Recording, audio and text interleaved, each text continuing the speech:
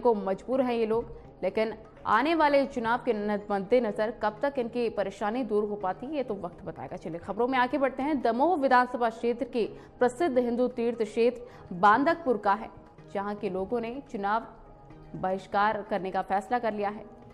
यहाँ के लोगों का गुस्सा जायज है। दरअसल दमोह विधानसभा क्षेत्र का बांदकपुर जो बुंदेलखंड में प्रसिद्ध बाबा भोलेनाथ के दर्शन करने के लिए आते हैं, लेकिन वहां विकास की गंगा दूर दूर तक नजर नहीं आ रही है। दमोह के सांसद प्रहलाद पटेल ने बांदकपुर को गोद लेकर उसकी तस्वीर बदलने की बात कही, जिसको लेकर यहाँ के लोगों में काफी उत्साह नजर आया, लेकिन विकास नहीं हुआ और विधायक ने भी कोई सुध नहीं ली। बांदकपुर के विकास को लेकर कई आंदोलन भी किए गए और कई बार युवाओं ने धरना प्रदर्शन भी किया। पीएम नरेंद्र मोदी ने 5 करोड़ की राशि बांदकपुर धाम के लिए विकास को भेजा, नाले को बनवाकर और पूरी तरह से बंद करने के लिए भी, ताकि इसमें आगे चलकर कोई घटना ना हो सके। लेकिन सांसद ने नाले की खुदाई तो करवाकर आधे नाले ही बनवाए, बाकी आधा नाला आज भी हादसों को न्योता दे रहा है। का विकास चाहता हूँ और ऐसा आदमी चाहिए मुझे जो यहाँ का विकास करे।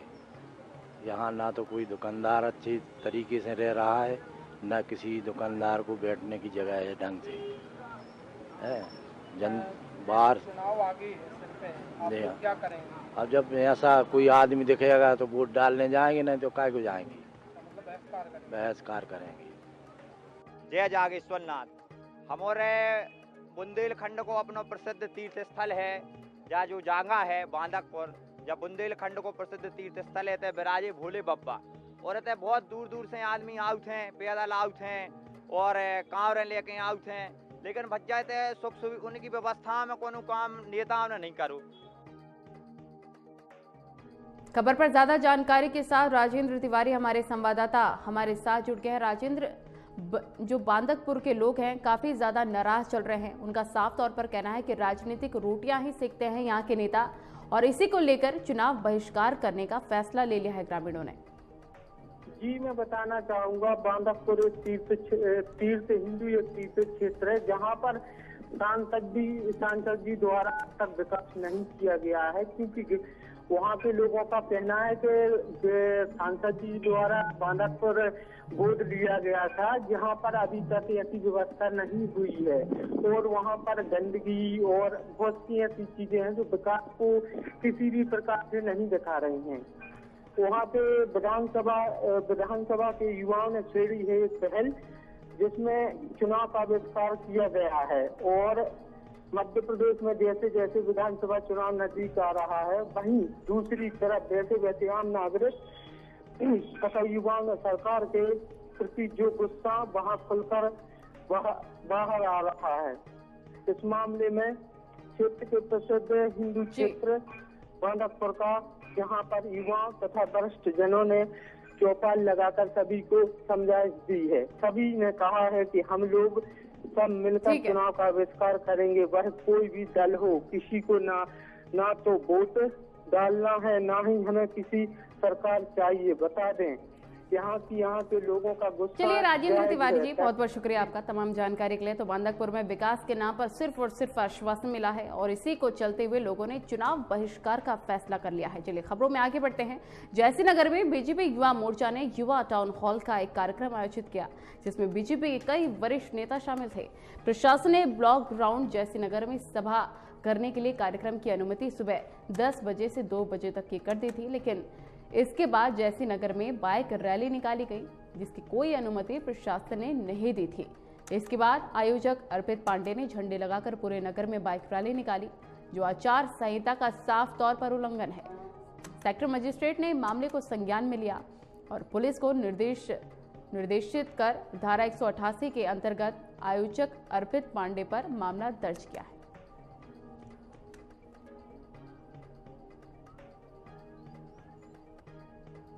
युवा मोर्चा ने आचार संहिता का उल्लंघन किया। जयसीनगर में बाइक रैली निकाली गई। तस्वीरों में आप देख सकते हैं किस प्रकार से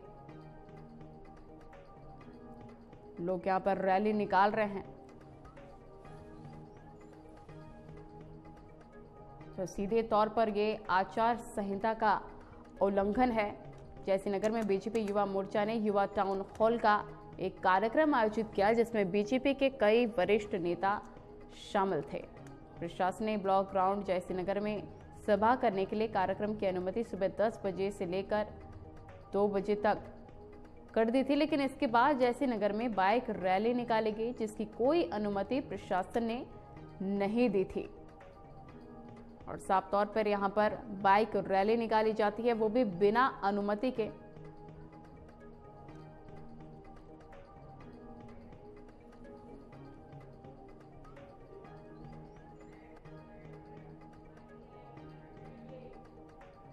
बुलेटिन में यहाँ पर वक्त हो गया छोटे से ब्रेक का। जल्द हाजिर होते हैं कुछ और अहम खबरों के साथ। ब्रेक के बाद आपका स्वागत है। चलिए खबरों में आगे बढ़ते हैं।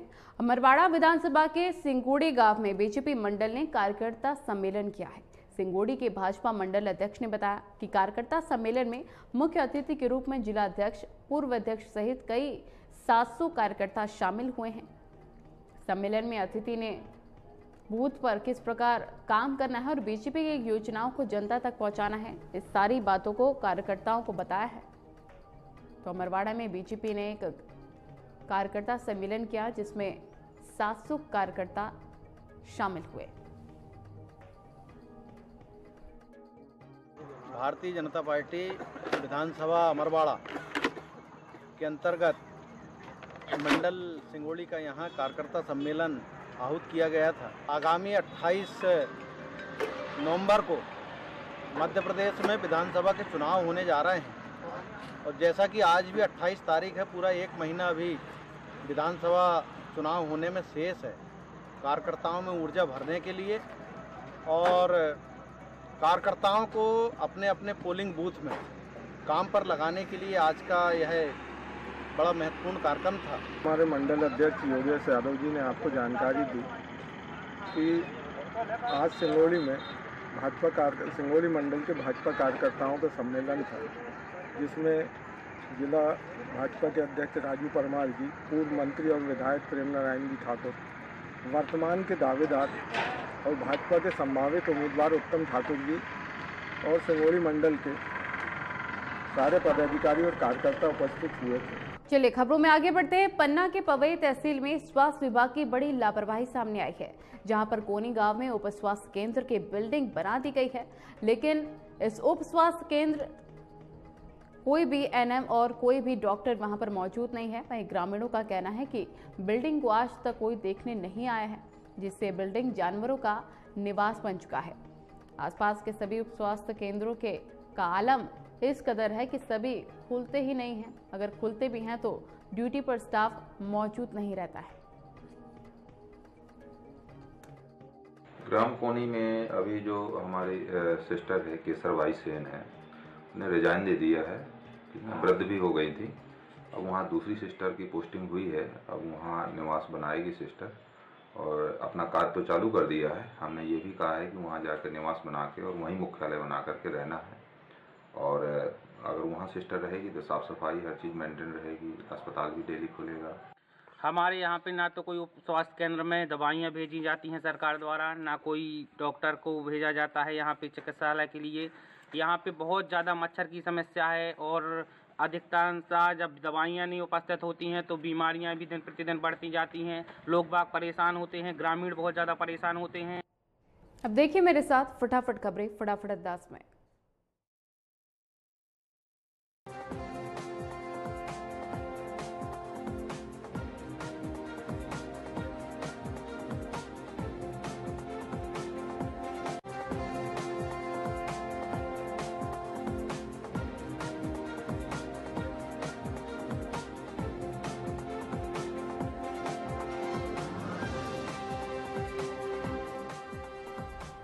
उमरिया में पुलिस ने अपने कर्तव्य को निभाते हुए अपने पिता को दिए सख्त निर्देश। कानून का उल्लंघन करने पर पिता का ही काटा चालान। मेरे पिताजी की भी गाड़ी आई और हमारे स्टाफ ने उनको रुकवाया, क्योंकि गाड़ी में ब्लैक फिल्म लगी हुई थी और एक वहाँ पर ये कर्तव्य था कि उस गाड़ी पर भी कार्रवाई हो। तो हमने बाकायदा उस गाड़ी की ब्लैक फिल्म हटाई और उस पर जुर्माना किया। बालाघाट के लालबर्रा में हुआ नव मतदाता सम्मेलन का आयोजन सीएम शिवराज ने नव मतदाताओं को किया है संबोधित। प्रदेश के 230 विधानसभा में किया गया है नव मतदाता सम्मेलन। विधानसभा चुनाव 2018 का आगाज हो चुका है। हम सब जानते हैं कि 28 नवंबर को मध्य प्रदेश की धरती पर एक बार पुनः लोकतंत्र की आहुति होना है। इस हेतु इस प्रदेश में 230 विधानसभा में नव मतदाता, ऐसे तमाम नौजवान जो पहली बार अपने मताधिकार का प्रयोग करेंगे, उनके साथ साथ भारतीय जनता पार्टी युवा मोर्चा के साथियों का, जिसे नव मतदाता युवा टाउन हॉल कार्यक्रम के नाम से श्योपुर में की गई अंतर्राज्यीय बोर्ड मीटिंग में सीओ सहित कई अधिकारी भी मौजूद रहे। मीटिंग में सघन चेकिंग, सीसीटीवी कैमरे लगाने, मतदान केंद्रों पर की गई चर्चा।